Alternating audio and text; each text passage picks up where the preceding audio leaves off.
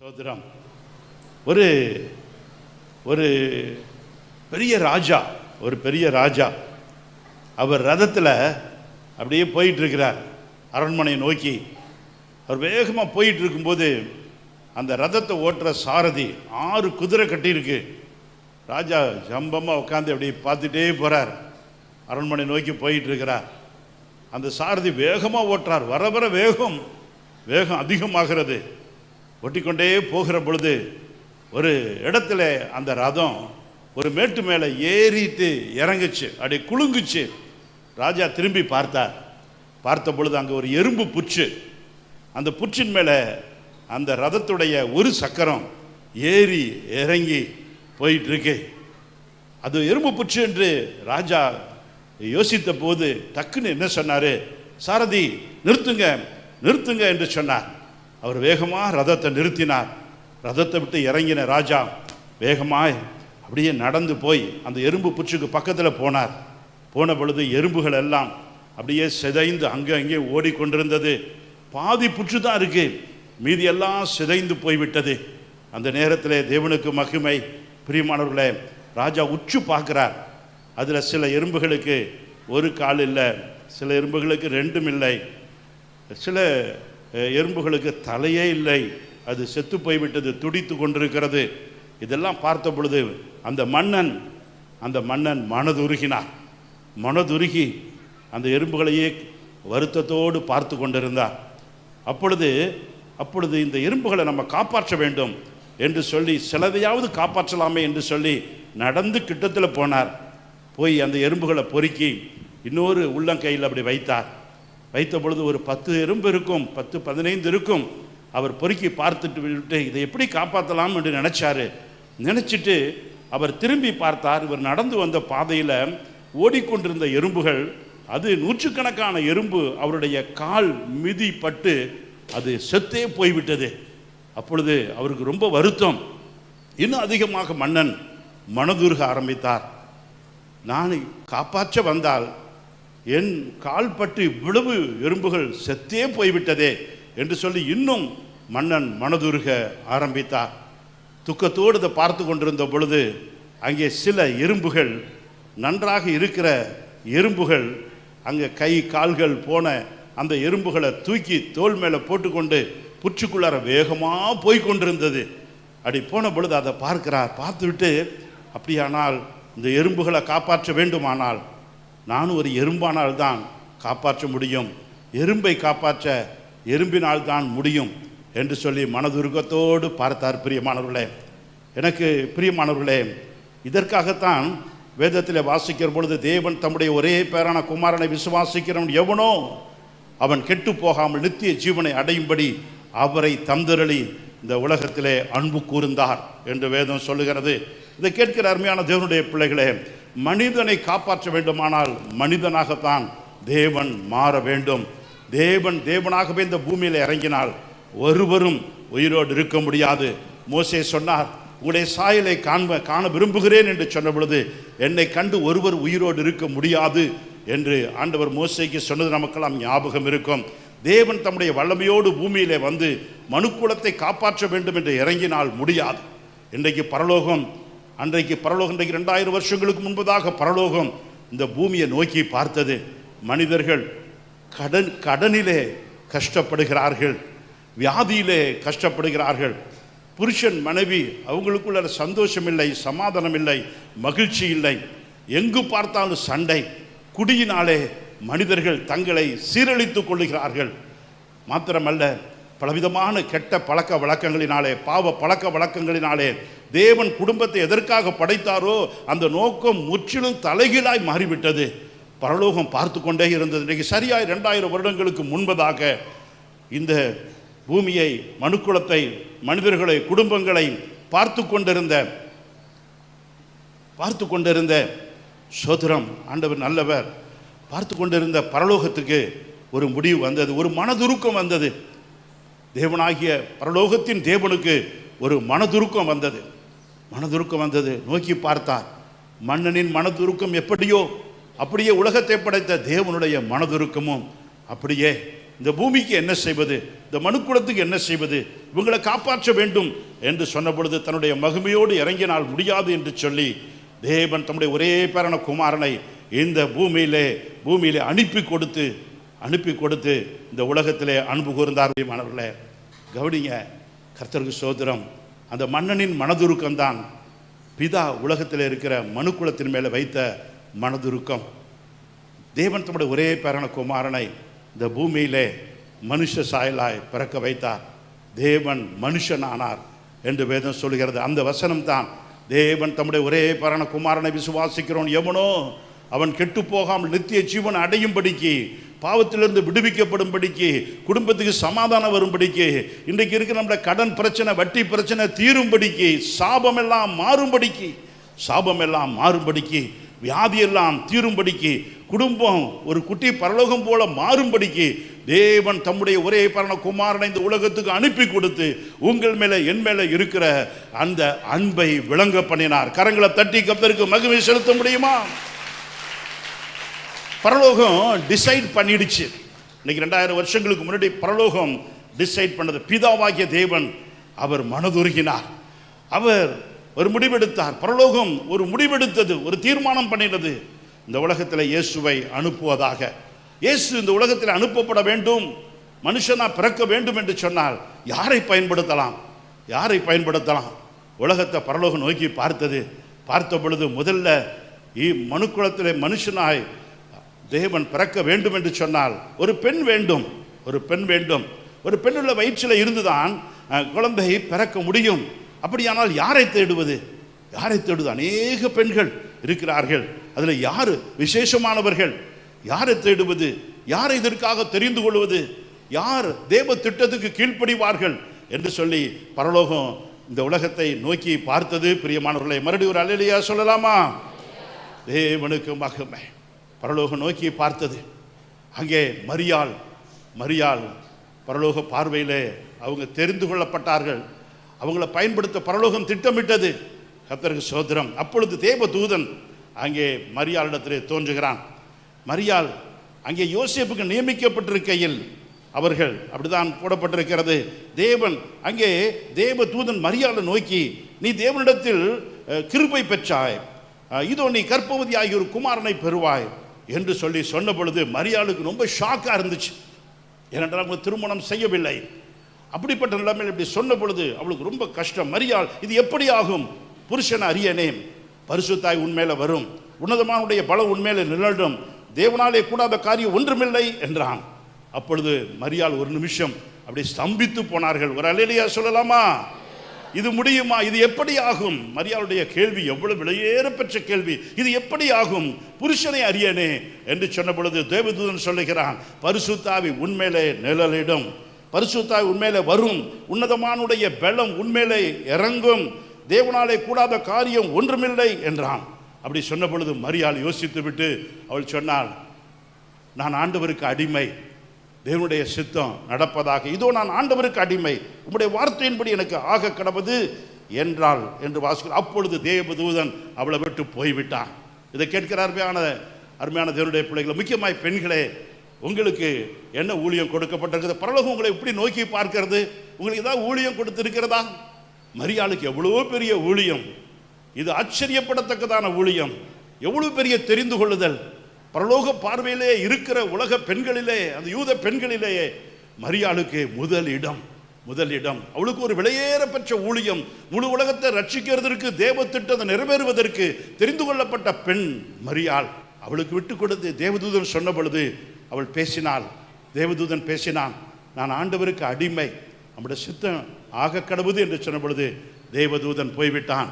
கரங்களை தட்டி கர்த்தருக்கு ஒரு மகிமை செலுத்தலாமா? எனக்கு பிரியமானவர்களே, இன்றைக்கு உலகத்தில் பார்க்கிற பொழுது பெண்கள் தான் அதிகமாக சபையில் இருக்கிறார்கள். தேவத்திட்டம் நிறைவேறுவதற்கு இந்த பெண் தான் முதல் தேவனால் உலகத்திலே தேவதூதனால் சந்திக்கப்பட்ட ஒரு மகளாக இருக்கிறார்கள்.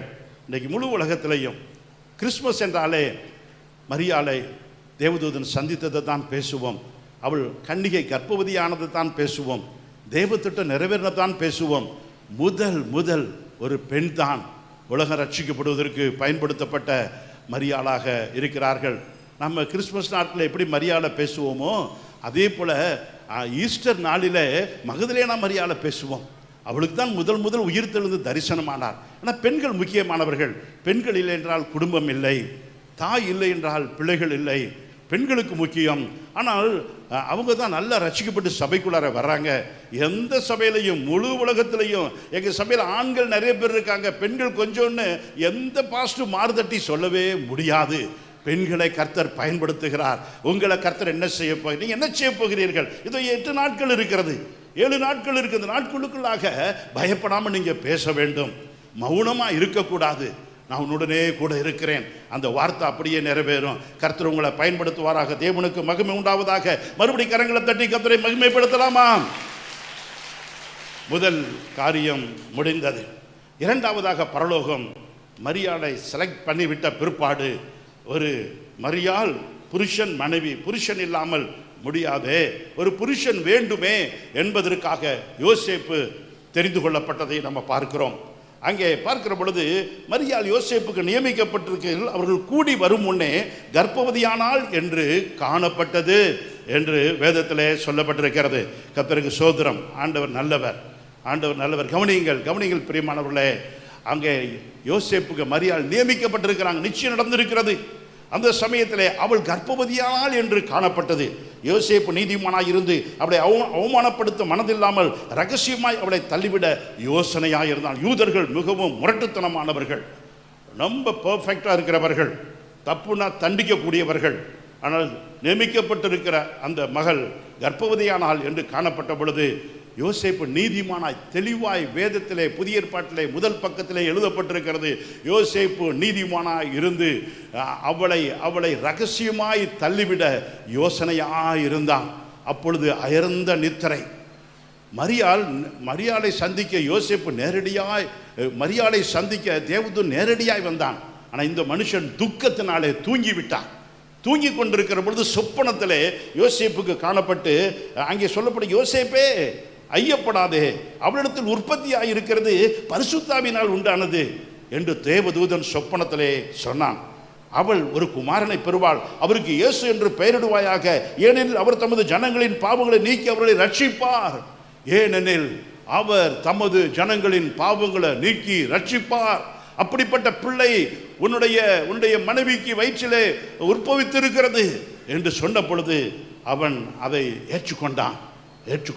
பாருங்கள், எவ்வளோ பெரிய வேலை, எவ்வளோ பெரிய ஊழியம் யோசேப்புக்கு, அந்த ஆண்மகனுக்கு கொடுக்கப்பட்டது. இந்த இடத்துல வந்திருக்கிற ஆண் மக்களே, உங்களுக்கும் எனக்கும் ஆண்டவர் ஒரு ஊழியம் வைத்திருக்கிறார். ரட்சிக்கப்பட்ட எந்த மனுஷனுக்கும் எந்த மகளுக்கும் ஆண்டவர் ஊழியம் வைக்காமல் இல்லை, நம்ம எல்லாருக்குமே ஊழியம் வைத்திருக்கிறார்.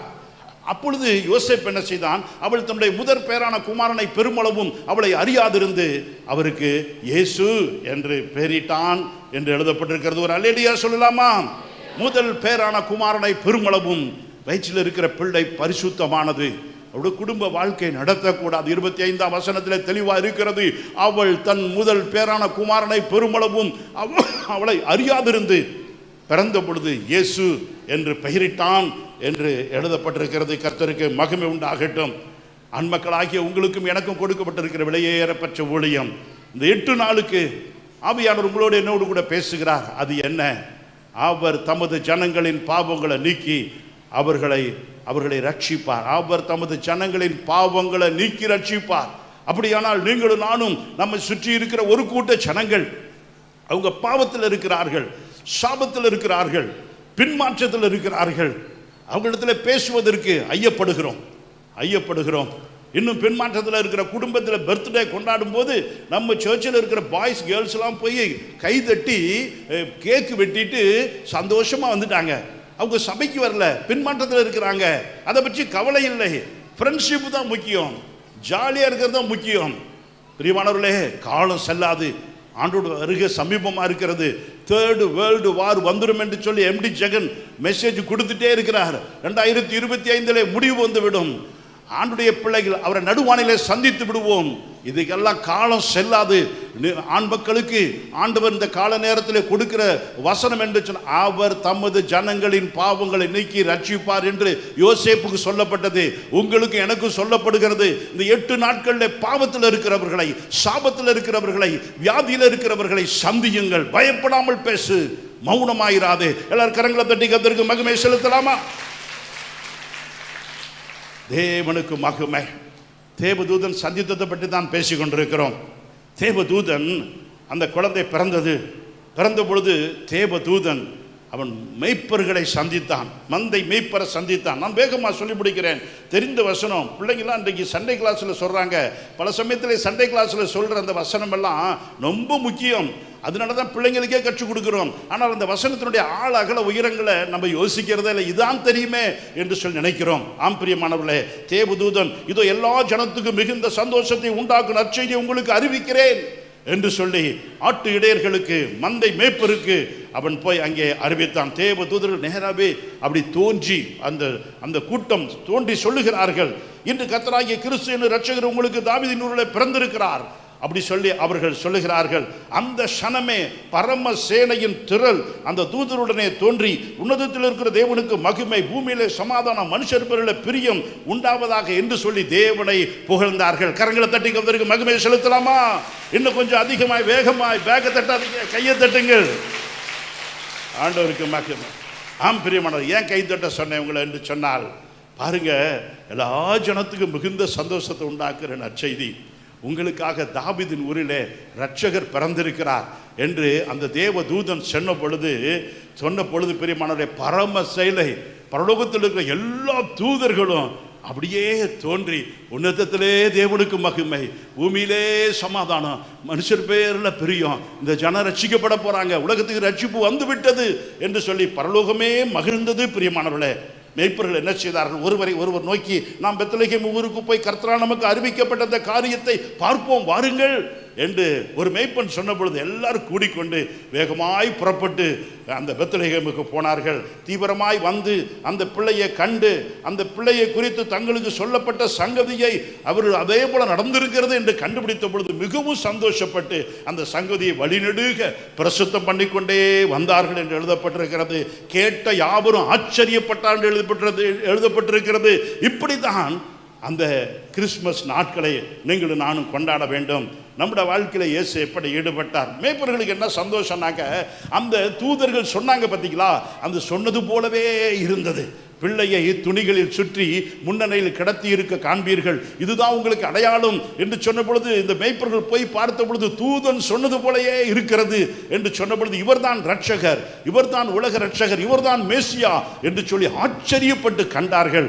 கண்டு அதை கேட்டு அவர்கள் திரும்பி வரும்போது வழிநெடுக அவங்க, நாங்கள் கண்டோம், மேசியா பிறந்திருக்கிறாரு, பார்த்தோம், ரட்சகர் பிறந்திருக்கிறாரு, அவர் பாவத்தை மன்னிப்பாரு, எழுதப்பட்டது நிறைவேறப் போகிறது, உலக ரட்சிப்பு, உலக ரட்சகர் பிறந்திருக்கிறார் என்று சொல்லி பிரசுத்தம் பண்ணிக்கொண்டே வந்தார்கள். பிரியமானவர்களே, கேட்ட யாவரும் ஆச்சரியப்பட்டார்கள். இன்னைக்கு ஒரு விஷயம் கூட, நம்மளும் ஆண்டவர் இதெல்லாம் நம்மளை நடத்தி வந்த பாதைகள், நமக்கு செய்த நன்மைகள், ஆண்டவர் மேல விசுவாசம் எந்த அளவுக்கு வைக்கிறோம், எந்த அளவுக்கு விசுவாசம் வைக்கிறோம், எந்த அளவுக்கு நம்பிக்கை வைக்கிறோம். நம்முடைய நம்பிக்கை பெருகட்டும். இருக்கிற நாட்களுக்குள்ளாரே நாம் எல்லா சபையில் எல்லா ஜனத்துக்கும் மிகுந்த சந்தோஷம். நீங்கள் 8 நாட்களை பயன்படுத்த வேண்டும் என்று உங்களை அன்பாக கேட்கிறேன். கர்த்தர் நம்மை ஆசீர்வதிப்பார். முழு உலகத்திலேயும் பிரியமானவர்களே, எல்லா ஜனத்துக்கும் போட்டு அந்த தூதன் சொன்னால, முழு உலகத்தில் 800 கோடி ஜனங்கள் இருக்காங்க. இன்னைக்கு 600 கோடி ஜனங்கள், 175% ஜனங்கள் இந்த கிறிஸ்துமஸை நினைக்கிறார்கள், இயேசுவை நினைக்கிறார்கள், அவர் கொடுக்கிற பாவ மன்னிப்பை பெற்றுக்கொள்கிறார்கள். இதை கேட்டு சந்தோஷப்படுகிற நீங்கள் கரங்களை தட்டி கர்த்தருக்கு மகிமை செலுத்துங்கள். பார்க்க ஆண்டவருக்கு மகிமை. இன்னும் 7 நிமிஷம் இருக்கிறது. 7 நிமிஷத்துக்குள்ளார முக்கியமாக ஒரு காரியத்தை சொல்லி முடிக்கிறேன். இதுவரை சொன்ன எல்லாத்தையும் நீங்கள் மறந்துடுங்க. உங்கள் மைண்ட்லேருந்து டெலீட் பண்ணிடுங்க. பார்க்கலாம். கர்த்தருக்கு சோதரம்.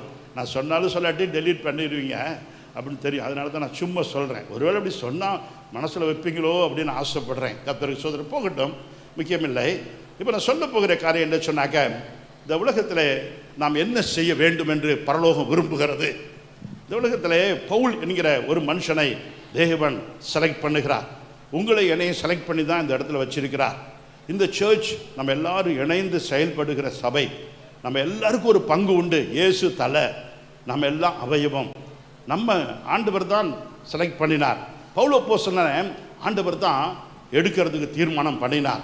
இந்த மனுஷன் ரொம்ப ஆண்டவருக்கு விரோதமாய், சபைக்கு விரோதமாய் செயல்பட்டு கொண்டிருந்த மனிதன். அந்த மனுஷன் அவன் நிறைய விசுவாசிகளை ரொம்ப துன்புறுத்தினவன், சபையை துன்புறுத்தினவன். அப்படிப்பட்ட மனுஷன் அவன் ஆண்டவர் சந்தித்தார். சந்தித்து தன்னோட ஊழியத்தை செய்யும்படி தெரிந்து கொள்ள ஆண்டவர் விரும்பினார். அப்பொழுது அவனை சந்தித்த பொழுது அவன் அந்த குதிரையிலிருந்து கீழே விழுந்தான். அதெல்லாம் நமக்கு தெரியும். அவன் கண்கள் தெரியவில்லை. அவன் ஜெபம் பண்ண ஆரம்பித்து விட்டான். ஆண்டவரே, நான் என்ன செய்ய சித்தமா, அதெல்லாம் கேட்டதெல்லாம் நமக்கு நல்லா தெரியும். அப்பொழுது அனனியாவை பார்த்து அங்கே ஆண்டவர் என்ன சொல்கிறார், அனனியா, அந்த மனுஷனை போய் பாரு, அவனுக்கு போய் ஜெபம் பண்ணு, அவன் இப்போ ஜெபம் பண்ணுறான் அப்படின்னு சொன்ன பொழுது அங்கே அனனியா சொன்னார், இந்த மனுஷன் இந்த பவுல் பரிசுத்தவான்களுக்கு எத்தனையோ பொல்லாங்குகளை செய்தவன், சபைக்கு விரோதமாக செயல்பட்டவன் அப்படின்னு ஆண்டவருக்கு சொல்லுகிறான். அதற்கு கர்த்தர், நீ போ, அவன் புறஜாதிகளுக்கும் ராஜாக்களுக்கும் இந்த இஸ்ரவேல் புத்திரருக்கும் என்னுடைய நாமத்தை அறிவிக்கிறதற்காக நான் தெரிந்து கொண்ட பாத்திரமாக இருக்கிறான். அப்படி ஆண்டவர் அனனியாவுக்கு சொன்னார் என்று வாசிக்கிறேன். எப்படி பாருங்கள், ஒரு மனுஷனை, ஆண்டவருக்கு விரோதமாக இருந்தவனை, சபைக்கு விரோதமாக இருந்தவனை, ரட்சிப்புக்கு சுவிசேஷத்துக்கு விரோதமாக இருந்த மனுஷனை நீ போய் சந்தி என்று சொல்லுகிறார். ஊழியக்காரன் முடியாது, அவன் கெட்டவன் என்று சொல்லுகிறான். அதற்கு சொல்றதுக்கு ஆண்டவர், இல்லை, அவனை குறித்து எனக்கு ஒரு திட்டம் இருக்கிறது, அவனை குறித்து எனக்கு நோக்கம் இருக்கிறது. நோக்கம் என்ன? அவன் புறஜாதிகளுக்கும் ராஜாக்களுக்கும் இஸ்ரவேல் புத்திரருக்கும் என்னுடைய நாமத்தை அறிவிக்கிறதற்காக நான் தெரிந்து கொண்ட பாத்திரமாக இருக்கிறான் என்று ஆண்டவர் சொன்னார். இதை கேட்கிற அருமையான தேவனுடைய பிள்ளைகளே, உங்களை என்னை எதற்காக ஆண்டவர் தெரிந்து கொண்டிருக்கிறார்? நம்ம எதற்காக தெரிந்து கொண்டிருக்கிறார்? ஆண்டவர் எப்படிப்பட்ட பாத்திரமாக நம்மை ஆண்டவர் தெரிந்து எப்படி நம்மை பயன்படுத்த போகிறார்? ஒரே ஒரு வாழ்க்கை நம்மளை விட்டு சீக்கிரமாய் போய்விடும், எப்பயும் மரணம் வரும். அவருக்காக சாதித்து விட்டு செல்ல வேண்டும். கர்த்தர் உங்களுக்கு எனக்கு உதவி செய்வாராக. யாரை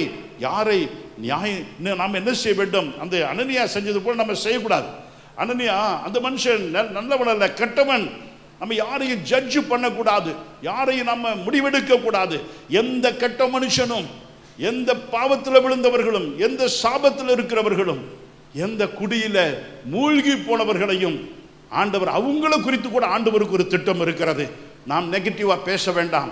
நம் பங்குக்கு நாம் அவங்களுக்கு ஆண்டவரை சொல்ல வேண்டும், பாவ மன்னிப்பை சொல்ல வேண்டும், ரட்சிப்பை சொல்ல வேண்டும். நம்ம பங்கை நம்ம முடிக்கிற பொழுது அவர் பங்கை அவர் செய்வார். பவுல் வாழ்க்கையில் அப்படிதான் செய்தார். சொன்ன பொழுது அவன் புறப்பட்டு போனான். புறப்பட்டு போய் அந்த மனுஷன் மேலே கை வைத்து ஜெபம் பண்ணின பொழுது பவுல் விடுவிக்கப்பட்டார், ஊழியத்துக்கு நியமிக்கப்பட்டார். அவர் ஊழியத்துக்கு வந்த பொழுது அவர் பிரசங்கித்த பிரசங்கம் விசேஷமான பிரசங்கம். அவர் எத்தனையோ நிருபங்களை எழுதினார், எவ்வளவோ சபைகளை ஆரம்பித்தார். அவர் வாயின் வார்த்தையில விசேஷமானது என்ன தெரியுமா? தீமோத்தேயுவுக்கு சொல்லுகிறார். தன்னுடைய உடன் ஊழியக்காரன், இளைஞன், மகன் போன்றவன், அவனை பார்த்து அவனுக்கு சொல்லுகிற பொழுது சொல்லிக் கொடுக்கிறார், பாவிகளை ரட்சிக்க கிறிஸ்து இயேசு உலகத்தில் வந்தார் என்கிற வார்த்தை உண்மையும் எல்லா அங்கீகரிப்புக்கும் பாத்திரமானது. அவர்களில் பிரதான பாவி நான். இதுதான் நம்முடைய பிரசங்கமாக இருக்க வேண்டும். உங்களை ஆண்டவர் எந்த பாவத்திலிருந்து எடுத்தார், எந்த சாபத்திலிருந்து எடுத்தார், நீங்கள் சொல்ல முடியுமா? உங்களுடைய உடன் இருக்கிற உறவுகளை பார்த்து, சொந்த பந்தங்களை பார்த்து, உங்களோட தெருக்களில் இருக்கிறவங்கள பார்த்து, நான் பாவியான மனுஷன், இயேசு பாவிகளை ரட்சிக்க உலகத்தில் வந்தார் என்கிற வார்த்தை உண்மையும் எல்லா அங்கீகரிப்புக்கும் பாத்திரமானது. அவர்களில் பிரதான பாவி நான் என்று சொல்லி, அதுதான் அவனுடைய வெளியேற பெற்ற பவுலுடைய பிரசங்கம். நீங்களும் 8 நாட்கள் உங்களை கர்த்தர் எப்படி நடத்தினார், உங்களை எப்படிப்பட்ட தீமையிலிருந்து தூக்கி எடுத்தார், உங்கள் குடும்பம் எப்படிப்பட்ட நிலைமை இருந்தது, இன்றைக்கு ஆண்டவர் எப்படி நடத்தி இருக்கிறார், நீங்கள் சாட்சி சொல்ல முடியுமா? நான் அந்த சபைக்கு போகிறேன் சொல்ல முடியுமா? என்னோடு கூட புது ஆராதனைக்கு வாங்க நீங்கள் சொல்ல முடியுமா? எல்லாரும் எழுப்பி ஜெபம் பண்ணுவோமா? அல்லேலூயா.